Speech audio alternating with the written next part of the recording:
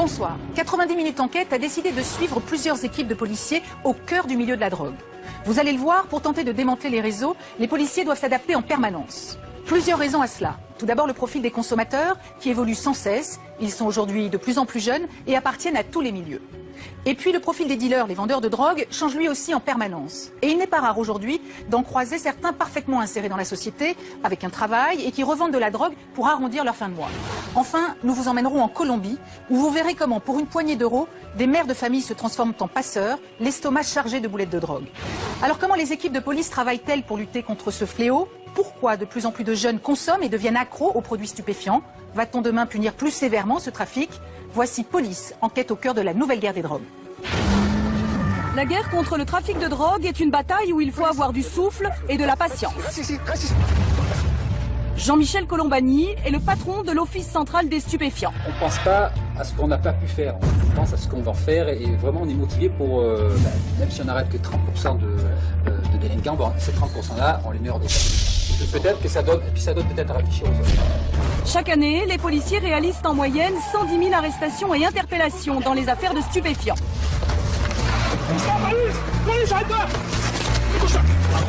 Chaque jour, partout sur le territoire, des saisies à répétition.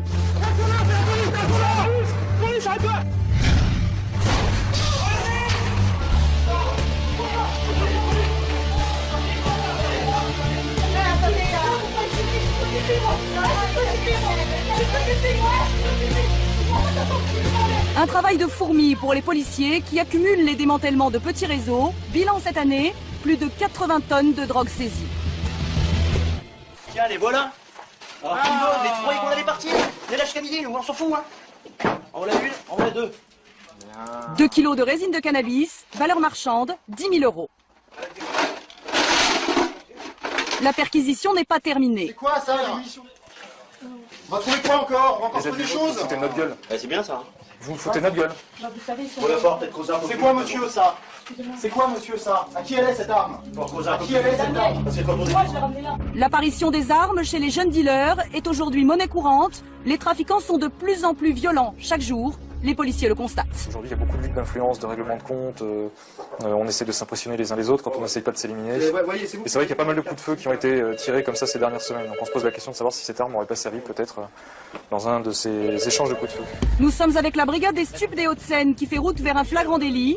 Il s'apprête à coincer un dealer en possession de stupéfiants. On laisse. Ouais, le doc s'en fout, il n'y a pas le vendeur. Non, mais il l'a enterré. La brigade des stupes est rodée à ce type d'opération. À la clé, une saisie minime, mais révélatrice de l'évolution du trafic en France. Allô? On décolle.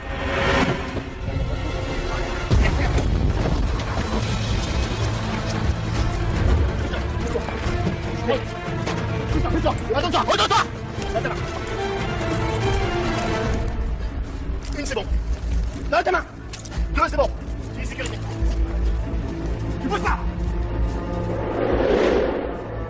Flagrant délit, en pleine rue, une opération que la brigade des stupes maîtrise à force d'en faire. Donc c'est de la cocaïne. Des boulettes toutes prêtes. Des boulettes à 50 euros. Aujourd'hui, la cocaïne est partout. Les trafiquants ont fait de la poudre blanche leur produit phare. 5. 10 boulettes là-dedans. Ça me faisait 17 boulettes au total à 50 euros la boulette.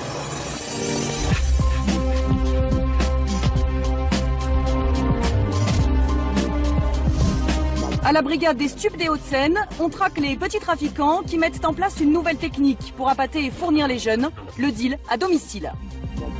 C'est le dealer à domicile. Il se déplace, ça va un peu déplacer partout sur Paris, sur le 92, dans tout le département. Limitrophe à la région parisienne, il se déplace pour livrer. C'est comme quand on veut commander une pizza, finalement on appelle. Bah, c'est aussi simple, il suffit juste d'avoir le bon numéro.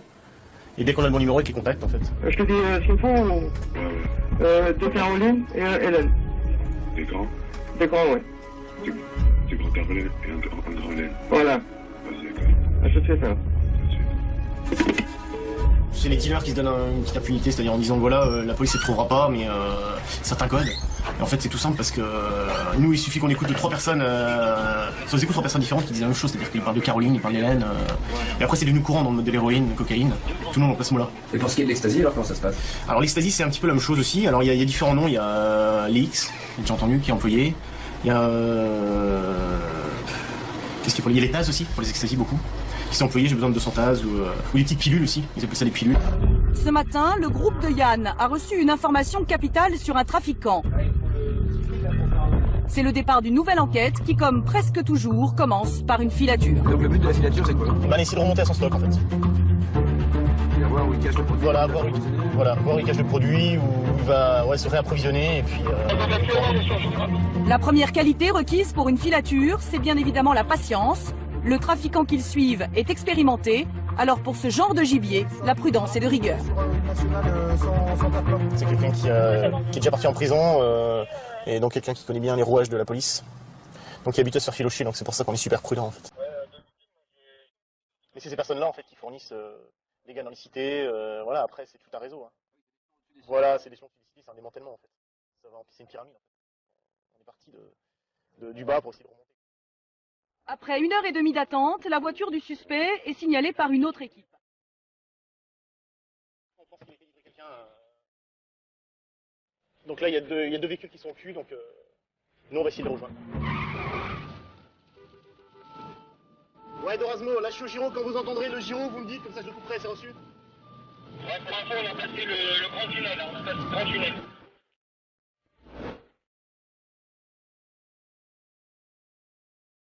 Pour info, il a qu'un feu stop, un feu arrière qui fonctionne. Le feu droit ne fonctionne pas. C'est reçu. Il met son clignotant, il va tourner sur la... Je continue, vous tu prends.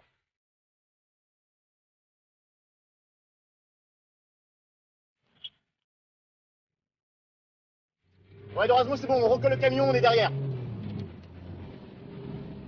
Ouais, il a passé le feu orange, il continue, deuxième feu orange qui passe. Il faut du monde là. Pour ne pas éveiller ses soupçons, les policiers se relaient à tour de rôle derrière sa camionnette.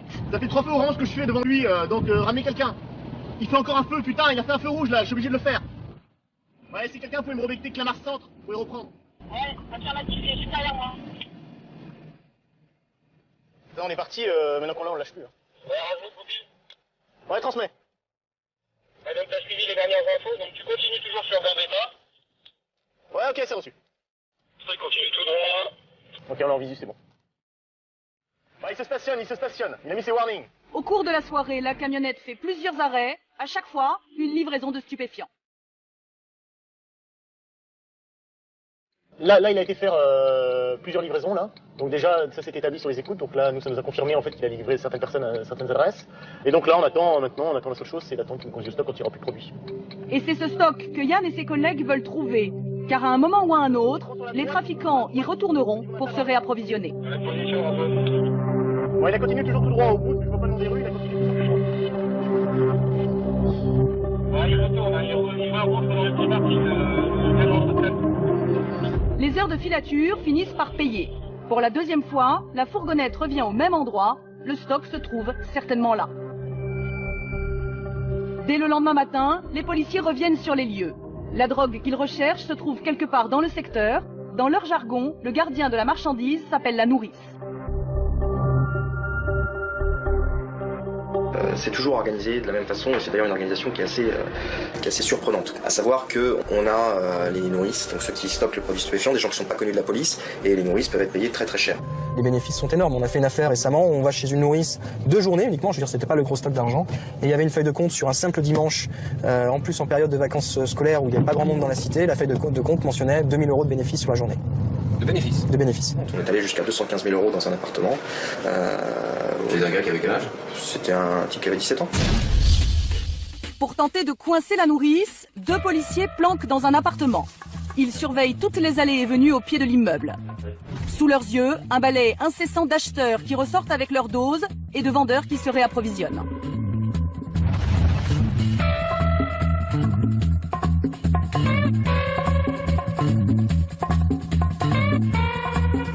Ils n'ont pas beaucoup sur place, et dès que c'est écoulé, au pire, si la police passe et le trouve, ça leur fait une petite perte, et puis comme ça, ils sont tranquilles. Le plus gros du stock est chez une nourrice, pas très loin. Ils préfèrent aller recharger plusieurs fois dans la journée. Donc c'est cette nourrice votre objectif aujourd'hui? Voilà, puisqu'on a déjà tout le reste. On a les vendeurs, on a les plans, le plan du deal, on a tout ce qu'il faut, il nous manque que la nourrice. Soudain, 2 silhouettes qu'ils croient reconnaître se présentent au pied de l'immeuble. Ouais, tu auras 2 bus, ça m'est arrivé capuché. C'est de voir les têtes, j'ai pas pu les avoir moi. L'un des deux suspects pourrait bien être le dealer qu'ils recherchent. Les policiers ont un impératif, localiser le hall d'immeuble dans lequel il entrera.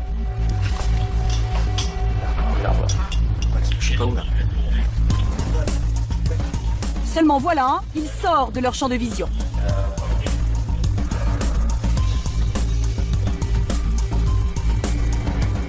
Il leur faut donc attendre, encore et encore, sans prendre de risques.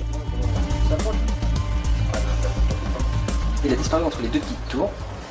Donc maintenant, il faut qu'on arrive à voir qui y rejoint dans le hall. On peut progresser la petite en fait. Ah oui, parce que là, ça va faire la 3e surveillance.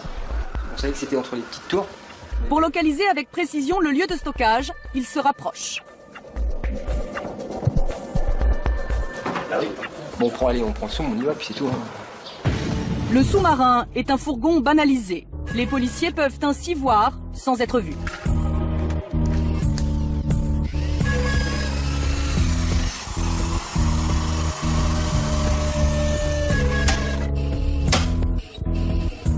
On a replaqué le zoom tout simplement pour le mettre dans le département où on va interpeller. Et là, vous faites quoi? Je suis en train d'essayer comme ça, je porte les plaques.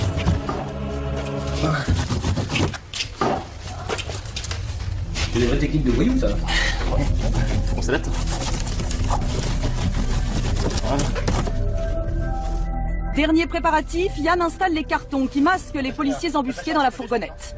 On va faire une sorte de cheval de Troie, c'est-à-dire qu'on a déjà des collègues et puis là on va s'approcher le plus près possible en fait des vendeurs. Il faut être assez imaginatif en fait, hein, votre boulot. Ouais, on essaye. Le sous-marin s'avance au plus près du hall d'immeuble supposé abriter le gardien du précieux stock.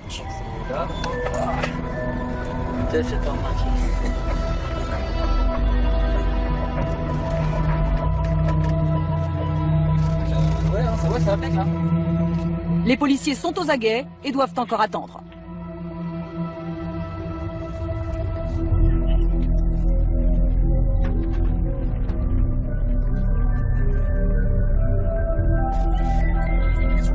Les aglos.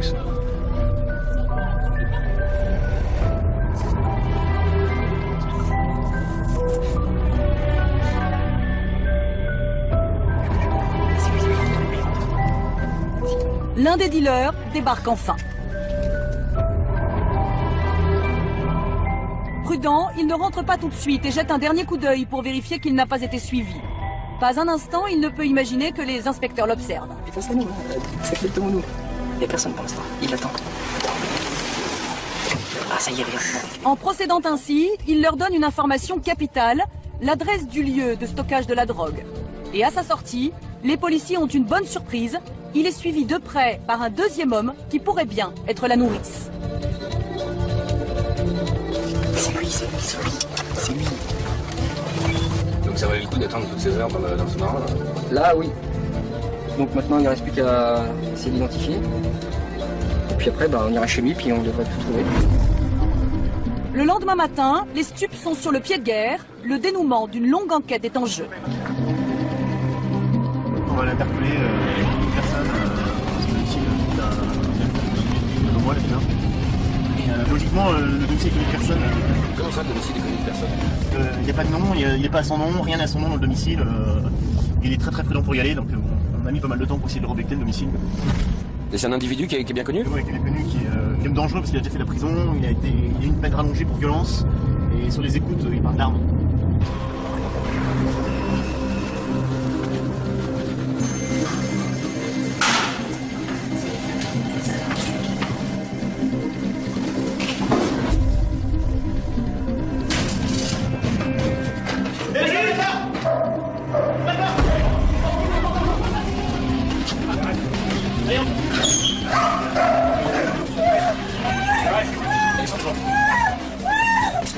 Les lieux sont brutalement investis. Les policiers sont déçus. Seule la petite amie du trafiquant est là. Reste alors à effectuer la perquisition.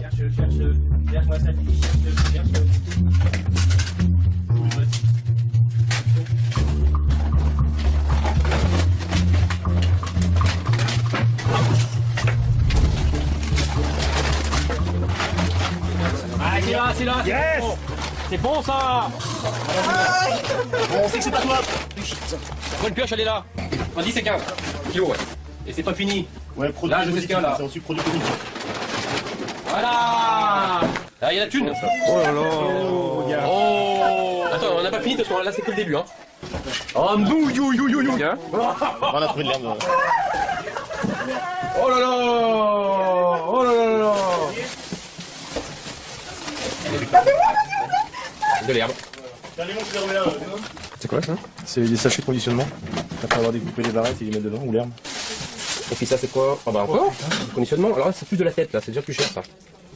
Ah ouais, c'est vraiment la fleur ça. Ouais, il y en a 30-40 euros minimum.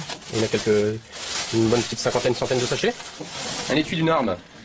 C'est un étui d'une... Oui, c'est l'étui d'une arme ça. Tu n'es pas au courant d'une arme par hasard? Je n'ai jamais vu ça. De la résine de cannabis, de l'herbe et une forte somme d'argent. Une bonne prise qui ne s'arrête pas là. À la cave, une autre découverte les attend.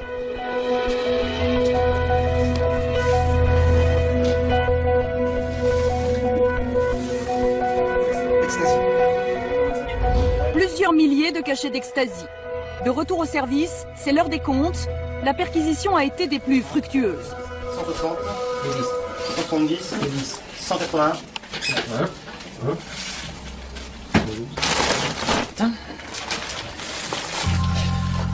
Alors ça c'est de la super qualité ça. Donc là il y a plus. Ça c'est du son ça. 980. Combien? 8 kilos 270. Plus de 8 kilos de résine de cannabis, valeur marchande, 40 000 euros. 313 grammes. 312 grammes. 3421 grammes. Pour l'ecstasy, les policiers comptent plus de 10 000 cachets, prix à la revente, 100 000 euros. Ouais, c'est pas bien ça.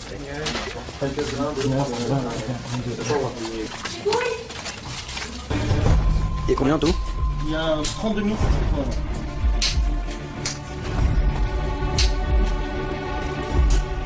Pour le trafiquant en fuite, c'est une perte sèche importante. Pour les policiers, une demi-victoire. L'homme qu'ils traquent depuis si longtemps court toujours. Direction Marseille. Ici, il n'y a pas de banlieue. Les 150 cités sont dans la ville. Les quartiers riches se trouvent au sud. Au nord, ce sont les bars HLM où vivent 225 000 habitants. Et là aussi, malheureusement, la drogue circule. Le commandant Plaza est aujourd'hui sur un beau coup. Quartier Nord. La solidarité, c'est les grandes de tours qu'on voit au fond. C'est une cité sensible. Oui. Trafiquants, caillassage, pression sur les commerçants. De qui? Les jeunes de la cité. Le commandant Plaza se dirige vers la cité de la Solidarité, où se trouve un dealer qu'il recherche depuis des semaines. Il y a des gens qui vous ont repéré là, vous pensez déjà? Tout à fait. Oui? Oui. Pourquoi? Comment vous le savez? Entendez, vous n'entendez pas siffler? Vous entendez? Et c'est quoi ce sifflement? C'est signale que la police est là. Vous êtes repéré là déjà? Tout à fait. Mais c'était le but. Les gamins qui sifflent sont en effet des guetteurs, des chouftes dans le jargon local. Ils ont entre 13 et 14 ans et sont payés jusqu'à 80 € la journée pour prévenir les dealers de l'arrivée de la police, ce que souhaite aujourd'hui le commandant Plaza. En provoquant leur fuite précipitée, il peut tranquillement fouiller les cages d'escalier. Ça, c'est de la résine de cannabis. Il y en a un qui en a laissé. Ça veut dire quoi? Qu'ils sont partis en courant? Ils sont partis en courant, certainement, et qu'ils en ont laissé sur place. On l'a récupéré.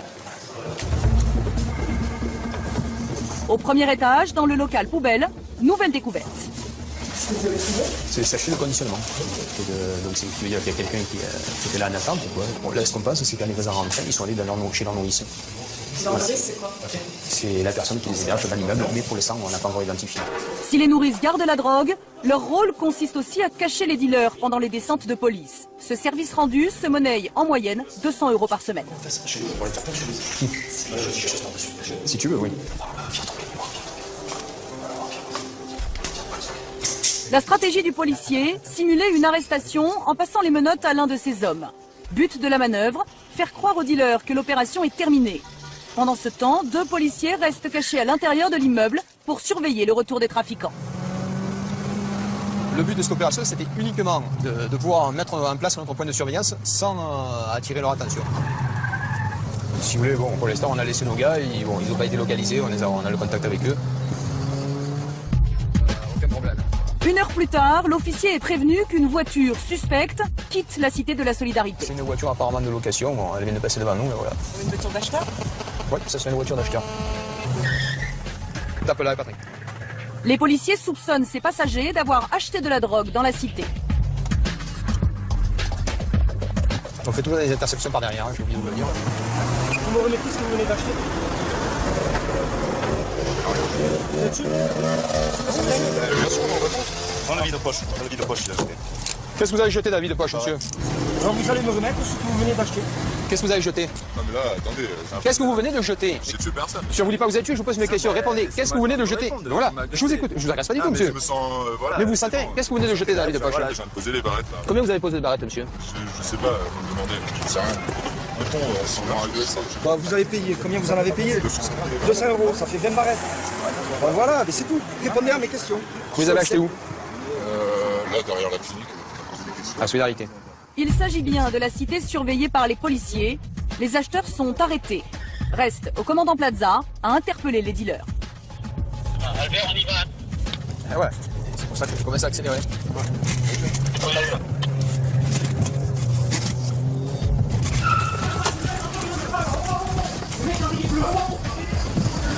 Les policiers cachés dans l'immeuble ont arrêté 3 trafiquants appelés les charbonneurs. Lève le pied, lève le pied. Paniqués, ils ont jeté des barrettes de cannabis répandues à même le sol. Voilà le sac. Il court derrière un mec dehors, hein, le gars. Combien ils étaient? Il a été pris, d'Albert? C'est bon, parfait. Non, lui, il faut fouiller, il est pris. Combien? 400. 400. Au moins 2 fois 500. C'est une grosse prise, ça, pour trouver? Par rapport à ce qu'il vend dedans, c'est rien. C'est une prise de. C'est ce qu'on appelle la prise du charbonneur. Et c'est ce qu'il a sur son. Il doit avoir environ 1 kg, entre 1 kg et 1,5 kg, pas plus. Juste de l'argent. C'est la recette du début d'après-midi. C'était combien? On va le voir. On va le voir. Ça va être une surprise. Et les policiers ne sont pas au bout de leur surprise. Un acheteur débarque. Qu'est-ce que vous voulez, monsieur? Vous voulez quoi, monsieur? Vous voulez acheter? Vous l'achetez, monsieur? Qu'est-ce que vous voulez faire? Vous l'achetez? Comment? Plus maintenant? Bon. Il n'y a qu'à le laisser partir. Je crois qu'il faut y aller, monsieur. Le magasin est fermé. Allez! Attends, on prévient les chauffeurs. On sécurise la sortie, on se met du. Allez, on y va. Et pour quitter la cité, quelques précautions s'imposent. Car ici, les policiers ne sont pas bien vus, ils ont déjà reçu des pierres et des boules de pétanque. Allez, tu charges une voiture prête à partir. N'importe laquelle, allez. Allez, vas-y. Allez. C'est bon? Allez.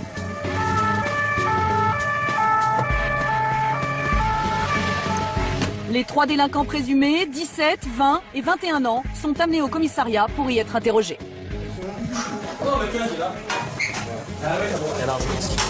C'est honnête. Il doit avoir 1,5 kg. 1 kg, 1,5 kg. Il a 400 € sur lui aussi. Dès qu'il commençait à de savoir, parce qu'il il a quand même beaucoup de produits et peu d'argent. Oui. Qu'est-ce que tu fais? Travail? Ouais, monsieur. Tu fais quoi? Je cherche en sécurité. Où? À la chambre de chambre. Tu vas la rester? Pourquoi? Le monde de la cité, c'est le monde qui est rude, c'est le monde de la rue. Hein. C'est du langage et un rapport de force de cité. C'est comme ça que ça fonctionne. C'est pas parce que t'as pas fait de prison que t'as jamais été interpellé, que t'as pas fait de C'est un peu comme une famille. Donc on joue le rôle du père et je joue le rôle des enfants. Des enfants terribles, mais bon, des enfants. Frédéric Ploquin, vous êtes grand reporter au journal Marianne et auteur de plusieurs livres, dont sur le monde policier, dont le plus récent, qui vient de sortir, Le sang des caïds aux éditions Fayard, qui est le tome 3 donc d'une trilogie sur les règlements de compte dans l'œil de la police judiciaire. Un livre tout à fait passionnant et bourré d'anecdotes. Alors, quant à notre sujet, on estime à environ 110 000 arrestations pour des affaires de stupéfiants en 2008 et 80 tonnes de drogue saisies en 2008. Est-ce que c'est un phénomène qui reste urbain ou la tendance serait que ça se propage aussi à nos campagnes, je dirais? Mais ça dépend de quelle drogue on parle. Mais d'une manière générale, toutes les drogues, le cannabis, la cocaïne, comme l'héroïne, qui revient aujourd'hui en force sur le marché, ont tendance, et ça c'est vraiment un phénomène marquant depuis 30 ans, on va dire, à élargir leur public. Mais ça, c'est le principe, c'est-à-dire que la drogue, c'est d'abord un marché, et les trafiquants n'ont de cesse de gagner des parts de marché. Et la cocaïne, par exemple, qui était réservée à une petite élite il y a 30 ans, disons dans les grandes villes, s'est propagée dans les banlieues énormément. Et aujourd'hui, moi j'ai eu l'occasion de le voir récemment dans plusieurs affaires, jusque dans des petits bleds de la France profonde, il arrive que la police judiciaire saisisse d'importantes quantités de drogue. Ce qui signifie que la consommation s'est complètement banalisée et démocratisée. C'est vraiment la grande tendance de ces dernières années. Retour à Paris. L'Office central traque toujours le dealer en fuite, celui dont le domicile a été perquisitionné et où seule sa femme était présente. Celui-là même qui cachait toutes sortes de stupéfiants et surtout un gros lot d'ecstasy dans sa cave. L'homme en cavale est pisté par la brigade. Si les écoutes téléphoniques sont un outil indispensable, c'est aussi un travail de longue haleine. Les policiers espèrent bien que cette surveillance finira par payer. Allô, pourquoi? Attends, 30 minutes. Où on s'est vu hier? Voilà, ouais. Vas-y, j'arrive. Ah, je sais ça. Et le trafiquant commet enfin l'erreur attendue. Les policiers s'invitent alors à ce rendez-vous pour le coincer. D'accord, donc on essaie de se diriger rapidement parce qu'apparemment il va faire la transac assez rapide. Ok.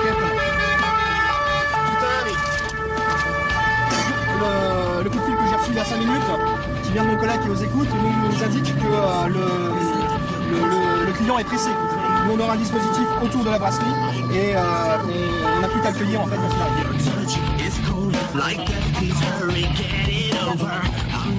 Ok, à tous de Popper, je vous explique le mode opératoire. Amstel sera la seule personne qui va mater le mec. Le top départ, c'est quand Amstel se lève. Et lorsqu'elle se lève, on le saute. Ok, on y va. Interpellation top.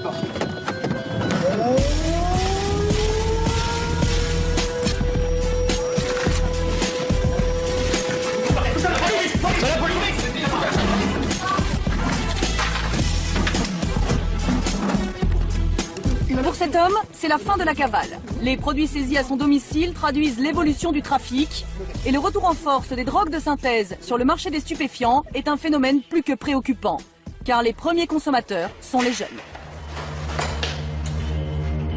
Les collèges, les lycées ne sont pas à l'abri, bien au contraire, car aujourd'hui, tous les adolescents sont des clients potentiels. Une cible qui n'échappe pas aux dealers. Christelle a 16 ans, elle est élève en seconde dans un quartier chic de Paris. Une jeune fille apparemment sans histoire, qui lève le voile sur les pratiques des jeunes. Dans la plupart des établissements, on peut trouver du shit, de la beuh, sans aucun problème, marijuana. On peut trouver aussi de la coke. Bon, faut connaître les personnes, mais enfin, du bouche à oreille, ça va vite, tout le monde connaît. Moi, mon premier joint, j'avais 14 ans. La plupart des gens que je connais, ils ont commencé en 5e. Et à quel âge? En 5e, c'est plus 1 ou 2 joints, un le midi et un le soir quand tu sors des cours. Et après, par contre, quand on passe 3e, seconde, première, terminale, là c'est plus 2 joints le matin, 4 joints le midi, puis après le soir, ça dépend quelle heure tu couches. S'il y a bien une caractéristique de ces dernières années, c'est le rajeunissement des consommateurs. De plus en plus tôt, le cannabis, de plus en plus tôt, l'alcool en abus ou en ivresse pathologique, de plus en plus tôt, la cocaïne. Cocaïne, j'ai essayé une fois, et en fait, juste avant, j'avais 15 ans. Nous voyons des patients et des patientes qui, à 15 ans, nous rapportent 3 ans de polyconsommation et l'apparition de polydépendance au tabac, à l'alcool, au cannabis, à la cocaïne, à l'ecstasy. À 15 ans ou 16 ans, il n'est pas exceptionnel d'avoir des patients qui sont devenus dépendants de 4 à 5 substances depuis 2 à 3 ans. Cette consommation abusive touche tous les milieux sociaux. Malgré les dangers avérés connus, il n'est pas rare que certains jeunes plongent dans la polytoxicomanie. À croire que les jeunes cherchent à tout prix l'ivresse. Comme ici Julien qui fête ses 26 ans, Internet lui permet de se procurer des produits considérés par les médecins comme toxiques. On a plusieurs catégories de produits aphrodisiaques, champignons, qui sont plus ou moins efficaces, plus ou moins psychotropes. Et là, dans les champignons, par exemple, il y a toute une variété. Ces sites profitent d'un vide juridique. Les champignons aux vertus hallucinogènes qu'ils proposent ne sont pas considérés par la loi comme des drogues. Lesquels tu connais, toi, Moi, je connais les Mexicains, qui sont assez sympas. Et je connais les Philosopher's Stones, les Magic Mushrooms Stampanesis, qui sont pas mal aussi, quoi. Ces substances ne sont pas, comme on dit, inscrites parmi les substances stupéfiantes, c'est-à-dire prohibées à la surface de la Terre. Il y a un petit créneau où c'est pas interdit, le net s'y précipite. Ça, c'est une espèce de loi de la nature. Si c'était des produits illégaux, mettons de l'ecstasy, si on commandait de l'ecstasy sur le net, là oui, on remonterait sans doute la filière du site et on trouverait, on trouve l'expéditeur, alors lui c'est du trafic de stupéfiants, là oui, en plus, et donc il risque 10 ans d'emprisonnement, 7 500 000 € d'amende, il rentre dans un autre monde là, le trafiquant de drogue, et là ça fait mal. Julien peut donc commander des champignons en ligne sur ce site sans vraiment se soucier de la provenance de ces produits qu'il va ingérer avec ses amis.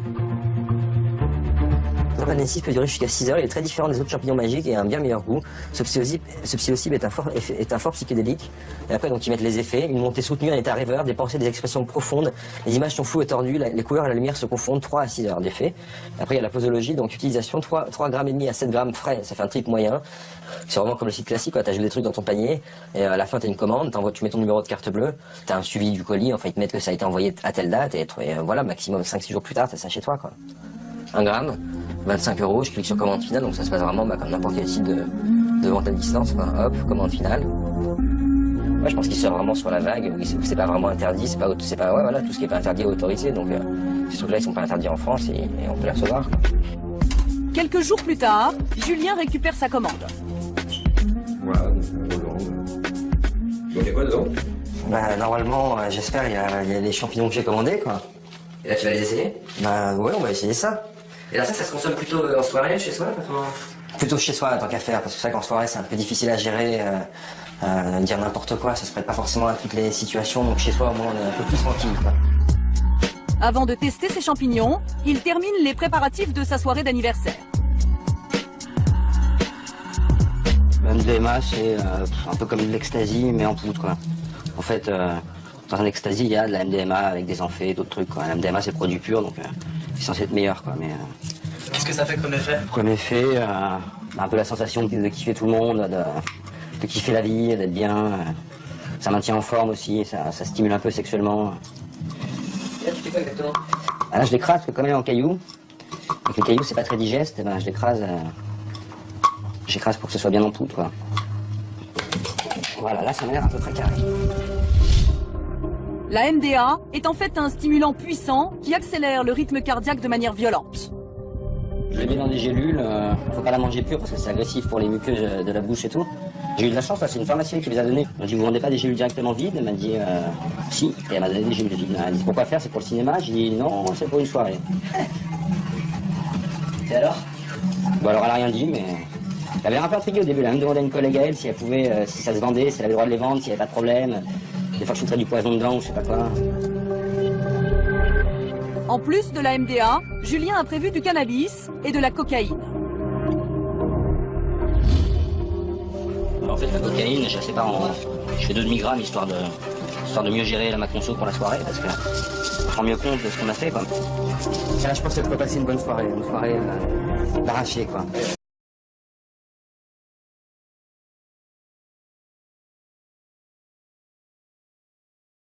La soirée commence par la dégustation des champignons hallucinogènes commandés sur Internet.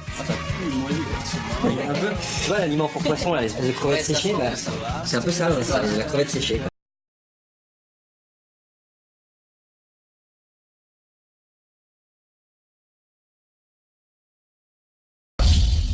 Ces petits champignons contiennent des substances psychoactives puissantes. Leurs effets se traduisent par la perte de toute lucidité et par des hallucinations en tout genre. C'est bon pour la santé, les champignons, en plus. Et les effets ne tardent pas.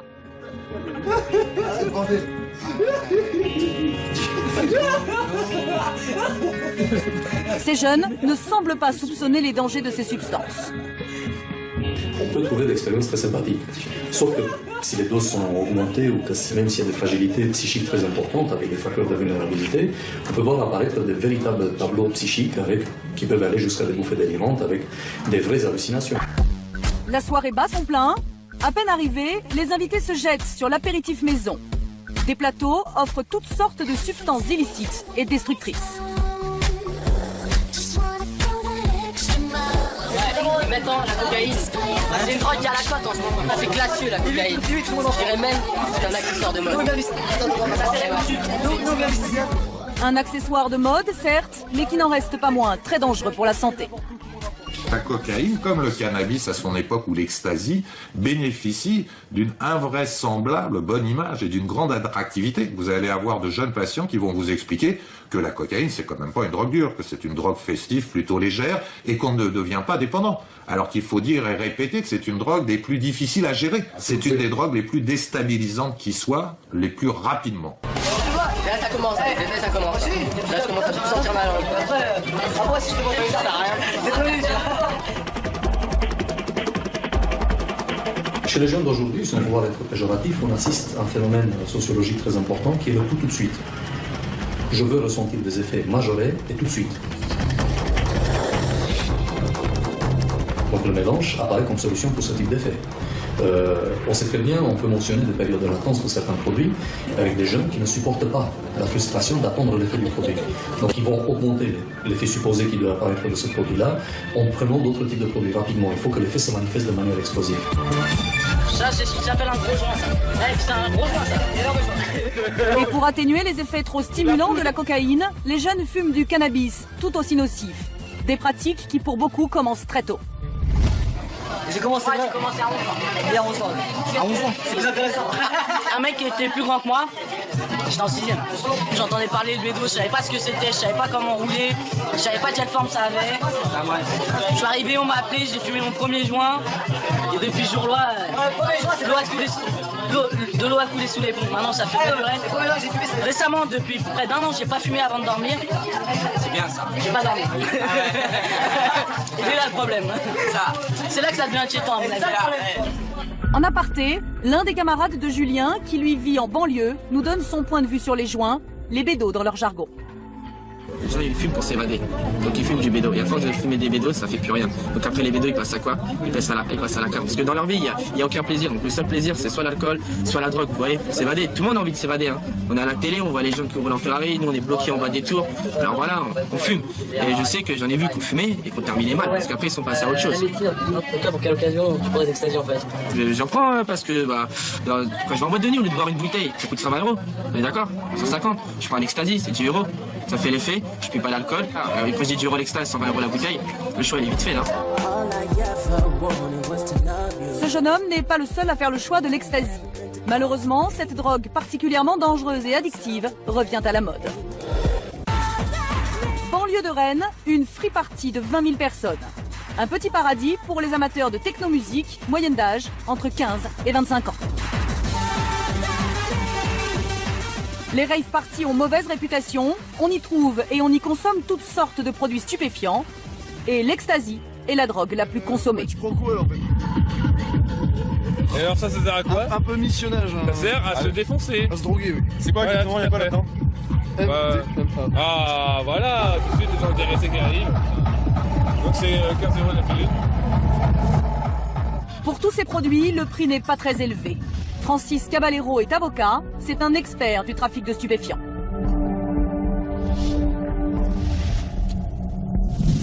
C'est devenu un phénomène de société, c'est-à-dire qu'il y a des consommations massives qui entraînent des rassemblements massifs de gens qui, eux, voient ça de manière festive et que le pouvoir voit de manière délinquante. Vous pouvez réprimer 3 usagers qui passent sur les Champs-Élysées avec un pétard, donc là vous les interpellez, vous dites ce que vous faites, etc. Là c'est possible, les policiers.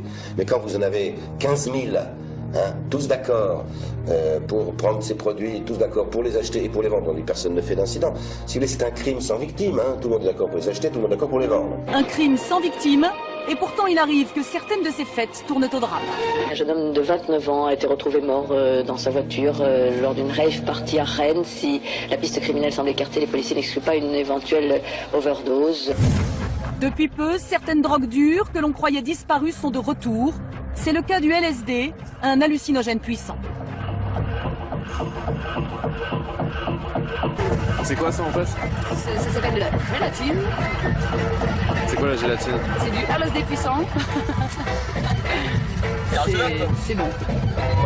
Et en fait, un quart de ça, ça suffit pour 4 personnes ça. Ouais, c'est mieux en demi quoi, mais pour être tranquille, ouais. Avoir le sourire et tout. Nickel.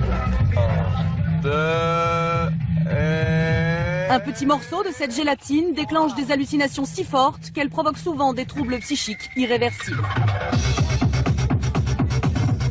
Les free parties sont des endroits rêvés pour les dealers, des individus peu scrupuleux qui n'ont qu'à répondre à la demande. Une offre qui ne manque pas de choix. L'un d'entre eux essaie de nous vendre de l'opium. Allez bien? Ouais, il est carré de moi. Tu veux avec de l'allure? Avec de l'allure, c'est le job. Un quart de gramme c'est speed, un demi-gramme c'est gomme. Ouais. T'en as pour 12 heures à peu près. 12 heures? Ouais. Tu peux aller danser toute la nuit, c'est la tâche quoi. Pour certains, la teuf s'arrête plus tôt que prévu, c'est l'écroulement. Pour les autres, la fête continue jusqu'au petit jour. Les amphétamines et les extasies qu'ils ont avalées pendant plus de 48 heures leur permettent certes de tenir, mais souvent dans des états inquiétants.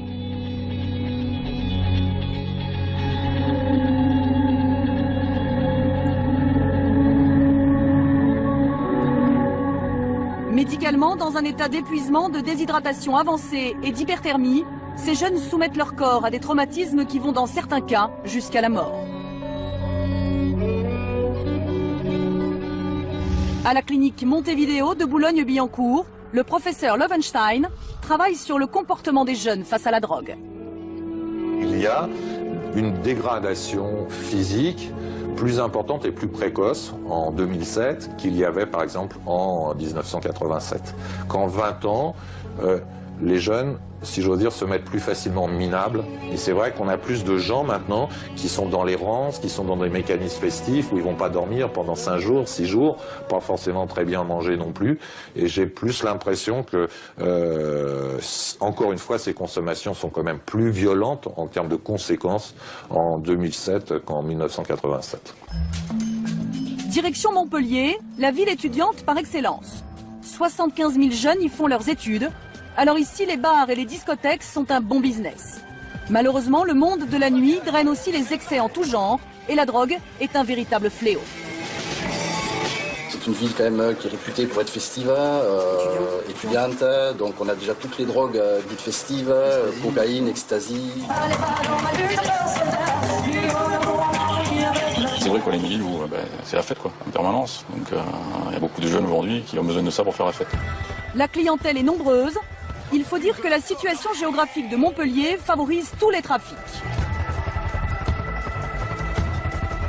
On est sur la route de la drogue, hein. Autoroute A9, Espagne d'un côté, la Hollande de l'autre. C'est un des maillons de la chaîne. Une cinquantaine de réseaux démantelés l'année dernière, plus de 70 kilos de drogue saisie. La moitié des gros dossiers du commissariat concernent les stupéfiants. Ah nous, on en a toutes les semaines. On a en moyenne par mois en garde à vue, si on va faire le tri, entre 25 et 30. Ouais. Entre 25 et 30 garde à vue pour les stupéfiants? Oui, par mois. Pour casser cette spirale, la brigade des stupéfiants s'attaque aux vrais responsables, les trafiquants. Perquisition dans une cité, chez l'une des présumées têtes de réseau d'un vaste trafic d'héroïne. L'homme est sous surveillance depuis plusieurs mois. Écoute téléphonique, photos, les enquêteurs ont de quoi le faire tomber. Reste à trouver la drogue. Ça fait combien de temps que vous êtes sur l'enquête? 4 mois, 5 mois là, hein, on est combien? 4 mois. 4 mois. Ah ouais, donc vous pourriez être déçu quoi. Oui, s'il n'y a rien, oui, c'est sûr. La perquisition de l'appartement ne donne rien. Mais les enquêteurs ne s'avouent pas vaincus, ils passent l'immeuble au peigne fin. T'as quelque chose là? Chaque recoin des parties communes peut être une cache. Après 1 heure de recherches infructueuses, premier résultat. Oui, 5 bonbonnes, un couteau, une balance. C'est débloqué où? À l'intérieur, au-dessus, dans un petit renfoncement. Vous avez combien de grammes là en tout? Une cinquantaine de grammes, je crois. C'est bien? 50? C'est pas extraordinaire, mais ça permet de matérialiser le trafic, c'est ça qui est intéressant. Une preuve concrète quoi. Mais je pense qu'il va y en avoir d'autres. Vous pensez qu'il y a encore d'autres endroits? Oui. Qu'est-ce qui vous fait penser? Parce que c'est leur intérêt de planquer un peu partout. Comme ça, si on trouve une petite quantité, en espérant qu'on s'arrête là, qu'on s'intéresse plus à autre chose, et que d'autres quantités soient cachées, tout simplement. La prise reste maigre. Pourtant, les policiers sont convaincus que la réserve du trafiquant est bien ici, cachée quelque part. 2 clés de voiture trouvées à son domicile les interpellent. Ça, ce sont les 2 clés qu'on a trouvées avec la cam. Quelle clé va sur quelle voiture? Je sais. Et la cam. Et la cam. Il y a un gars ici. Et la cam. Tu arrêtes de jouer au con. Moi, c'est pas. Tu persistes à dire que c'est pas à toi. L'homme capitule. Il leur indique l'emplacement de sa voiture.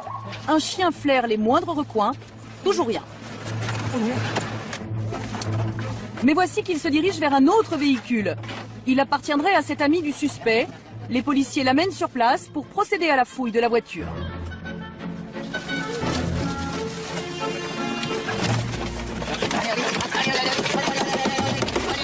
Qu'est-ce qu'il y a là-dedans?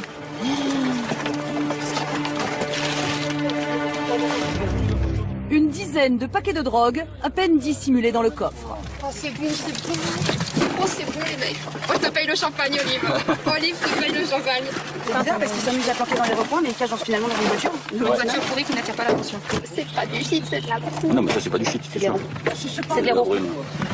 Ah ouais, c'est de l'héros, hein, Et ça fait 7 kilos d'héroïne. Ouais. Ah là, c'est un gros coup, là. Oui, là, c'est un bon coup, là. Pas mal. C'est des mois d'enquête récompensés. Ça va quand il me fait plaisir aujourd'hui. Non, c'est pas moi.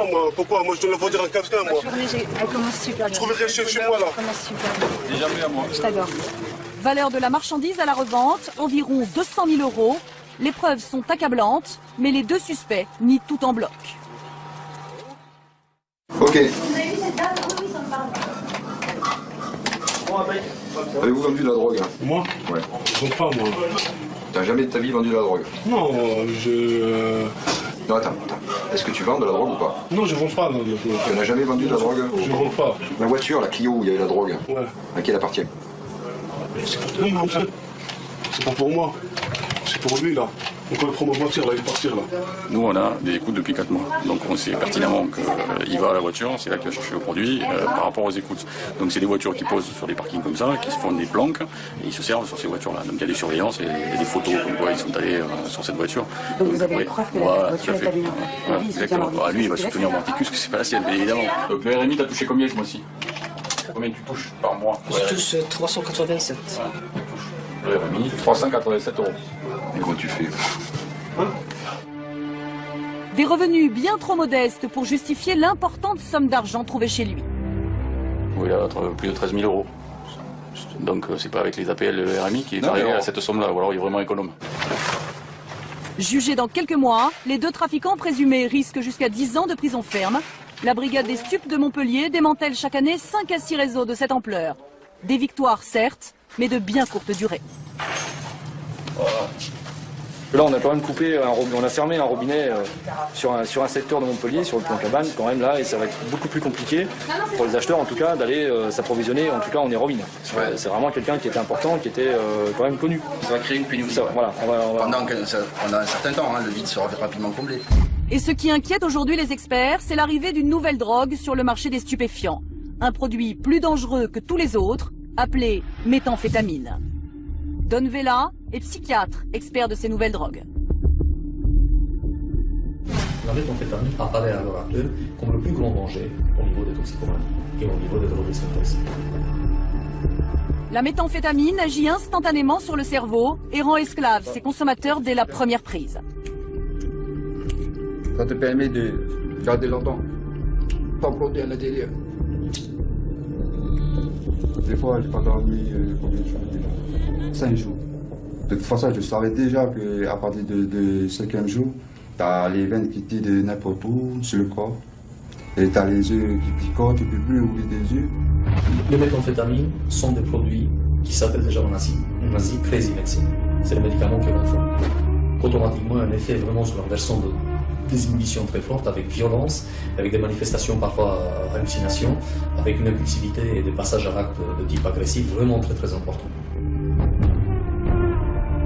Elle déclenche une agressivité très importante, comme ici ce vétéran du Vietnam qui, lors d'un contrôle de police, disjoncte. La scène est filmée par la caméra embarquée dans la voiture du policier. Come on back. How you doing today? Good. Come on back here. Keep your hands out of your pocket. Keep your hands out of your pocket, sir. Sir. You goddamn it. Here I am. You my fucking ass. Come here. Sir, come here. 37 Radio 10. L'homme ne répond à aucune des injonctions de l'officier. Il adopte une attitude étrange et son agressivité devient inquiétante. No! Get back! Fuck you! Sir, get back! No! I'm telling you now! Get back, sir! Sir, get back! Fuck you! Sir, step back now! Get back! Get back! Get back now! Soudainement, il retourne à son véhicule pour saisir un fusil d'assaut.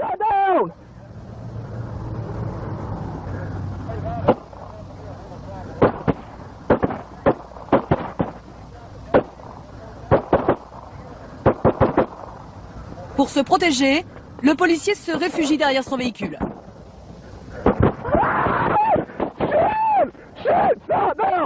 Il reçoit une balle dans l'abdomen, une autre dans l'épaule. Malgré tout, il tente de toucher son agresseur pour le neutraliser.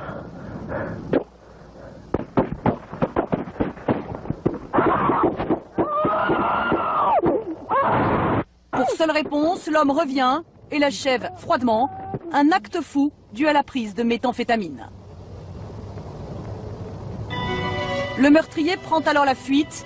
Il sera arrêté le lendemain et condamné à mort 2 ans plus tard.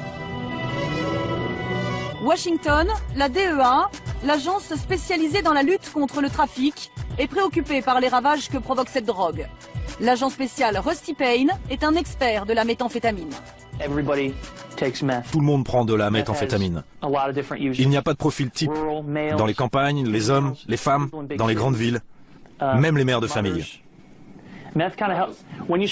Quand vous commencez à prendre cette drogue, avant d'être totalement dépendant, ça vous aide à vous sentir bien, à rester éveillé. C'est un excitant. Ça vous aide à passer la journée. Quand vous commencez à être accro et à consommer souvent, tout votre corps se dégrade et très rapidement. Véritable poison, elle détruit ses consommateurs à petit feu et accélère leur vieillissement. En 8 ans de prise régulière, cette femme a vieilli de 20 ans. À cette autre femme, il n'aura fallu qu'1 an et demi pour devenir méconnaissable. Si cette drogue fait de tels ravages, c'est à cause de la toxicité de ses composants. Démonstration au laboratoire central de la DEA, le plus important au monde en matière de stupéfiants.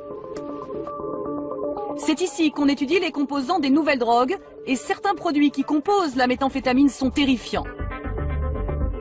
Acides solvants en tout genre, carburant et même des produits pour déboucher les lavabos, autrement dit, une recette mortelle. Centre d'entraînement du FBI, où les agents spéciaux sont préparés aux nouveaux dangers des drogues de synthèse. La toxicité extrême de certains composants nécessite des techniques d'intervention particulières. Nos agents spéciaux reçoivent une formation qui leur permet d'intervenir lors de démantèlement de labos clandestins. Ils apprennent à fabriquer de la méthamphétamine. Cela fait d'eux de meilleurs enquêteurs sur le terrain.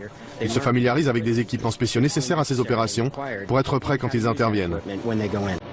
La découverte de petits laboratoires clandestins installés chez les particuliers se multiplie. Pour le seul État du Colorado, plus de 1000 laboratoires comme celui-ci ont été découverts en moins de 4 ans.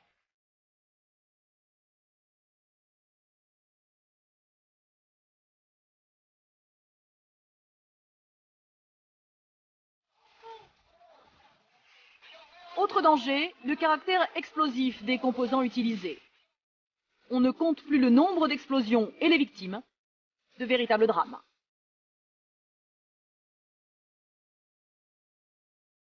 À New York, le patron de la DEA est préoccupé par le phénomène.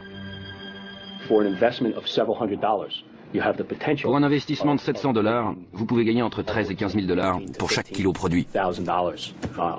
Les profits sont énormes. Nous avons 86 bureaux étrangers dans 62 pays. Nos enquêtes commencées à New York nous emmènent aux 4 coins du monde. Des enquêtes internationales qui concernent aussi la France. Bruno, policier à l'Office central des stupéfiants, est un expert de la méthamphétamine. C'est un phénomène qui, pour l'instant, en France, est assez marginal, mais on n'est pas à l'abri. Personne aujourd'hui n'est en mesure, en tout cas, de dire si c'est une drogue qui va se développer en France. J'espère que nous, en tout cas, nous travaillons dessus. 1er juin à 13 ans, on l'entend dans le document, première ligne de cocaïne à 14 ou 15 ans. Il y a quand même une frontière qui a été passée. Est-ce qu'on est dans un phénomène de banalisation à l'extrême? Moi, j'ai l'impression que les jeunes auxquels je parle, moi, ne se rendent absolument pas compte des dégâts que ça peut commettre. Et bon, ce sont des victimes d'un marché qui ne cesse de progresser. Je ne sais pas si vous avez les chiffres, mais la Colombie et les pays voisins de la Colombie multiplient aujourd'hui la production. D'accord, la production ne cesse de cocaïne là-bas ne cesse de monter. Le marché nord-américain, est saturé. C'est ça le problème, en fait, c'est qu'ils n'arrivent plus à écouler, parce qu'en fait, bon, ils en ont écoulé le maximum, mais ils continuent à produire. Donc c'est un problème mercantile simple. Et donc depuis 4-5 ans, c'est l'Europe qui cible un maximum, en passant beaucoup d'ailleurs par l'Afrique noire. Les ports d'Afrique noire, donc ça traverse comme ça l'Atlantique, et après ça remonte vers l'Europe. Donc il ne faut pas s'étonner de voir des consommateurs de plus en plus jeunes au bout de la chaîne.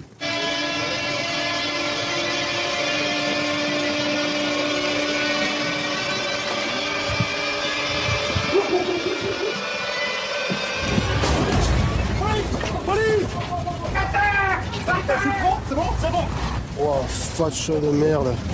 Héros ou pas, certainement. Business is business, qu'est-ce que tu veux?